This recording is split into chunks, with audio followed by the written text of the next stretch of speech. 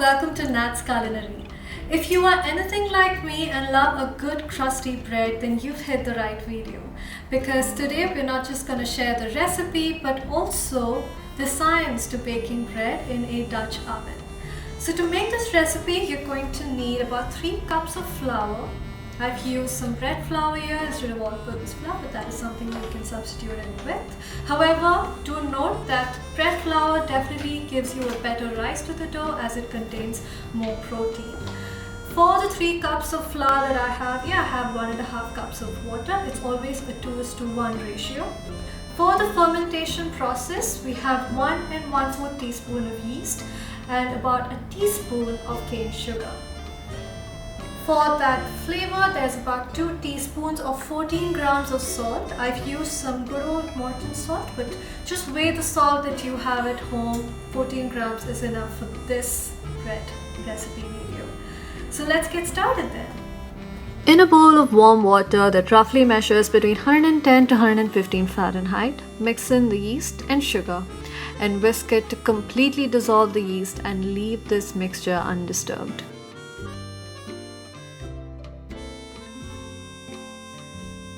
Now, yeast is a microorganism which gets activated when added to water that is rightly measured. And sugar speeds up the activation process as the yeast feeds on the sugar to produce ethanol, energy, and carbon dioxide. So in about 4 to 6 minutes, you should see the yeast mixture get a tad bit foamy and activated, just like so. Now combine the flour and salt. Make sure not to add too much salt as it tends to inhibit the fermentation and rise of the bread.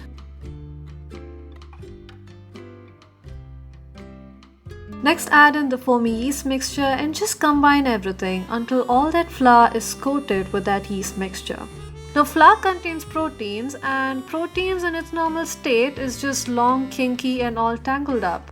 Now, by gently rubbing the proteins within the flour against each other, you stretch them out, untangle them, and weave them to trap carbon dioxide produced by yeast. And with enough kneading, you eventually form them into sheets of gluten. Now, you can achieve the exact same effect in this no-knead recipe with the help of enzymes that's contained within the flour by simply mixing the ingredients and letting them sit around at room temperature from 12 hours to up to 18 hours. Why so long? Because this dough has salt, which, as I mentioned, inhibits autolysis or the fermentation and rise of bread. Now let's just take a quick time lapse of what the dough looks like. At hour 1, as you can see, the dough is just slumpy, gluten formation is minimal. At hour 4, you can see enzymatic action has broken down some proteins, causing the dough to slacken and spread. At hour 8, yeast has produced quite a bit of carbon dioxide. As these bubbles slowly grow, their stretching causes proteins around their edges to align with each other. At hour 12, slowly all the bubbles are moving through the dough, effectively forming the same gluten that would be formed by manual labor. Hour 16, the yeast has completed its task, both leavening and kneading the dough for you. So before you do anything further, go ahead and preheat your oven to 450 Fahrenheit with the Dutch oven placed inside. It's crucial because we need the inside of the Dutch oven to be heated to the same temperature, which is 450 Fahrenheit here. Now, on a flat surface, scoop out the dough using a bread scraper. Now, we're not trying to knead the dough at all, just trying to give it a beautiful shape. And to make this process a little easier, I'm adding some flour just on top of the dough.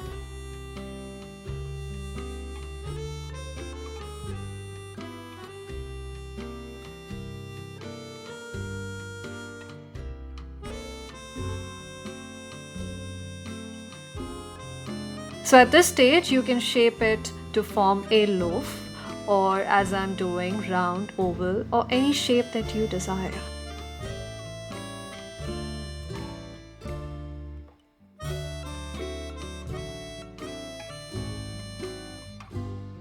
Now place this ball of raw dough into the hot Dutch oven and sprinkle some flour on top.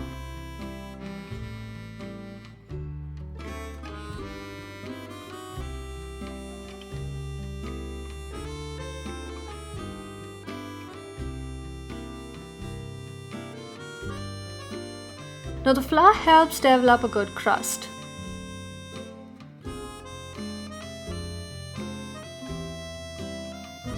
And let this bake at 450 Fahrenheit with lid on for 30 minutes and then 7 to 15 minutes with the lid off.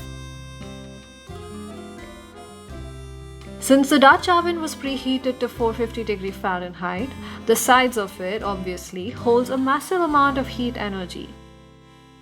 This energy is transferred into the raw dough, causing all that carbon dioxide bubbles in it to increase in size as rapidly as possible. On top of all that is the factor of humidity, wherein moist air transfers heat energy, therefore increasing the rate of transfer of energy between the oven and the loaf of bread. Moisture also causes all the starch on the surface of the dough to gelatinize, therefore adding both crunch and texture to your bread. So that covers the baking method. So here's the pretty loaf. As mentioned earlier, I left it in the oven with the lid on at 450 Fahrenheit for 30 minutes and then removed the lid and let it bake for another 10 minutes just to get that perfect crunch. I really hope you give this a try. I do not think there is an easier way to enjoy and bake the most perfect bread. Thanks for watching. Hello all, today I welcome you all to the Explore the Baking of Bread in a Dutch Oven. I welcome you all to explore the baking of bread in a Dutch oven. Hello all, today I welcome you all to the baking of bread in a Dutch oven. But I need mic, no? How will they hear me? Connect my mic. I bought it, where is it?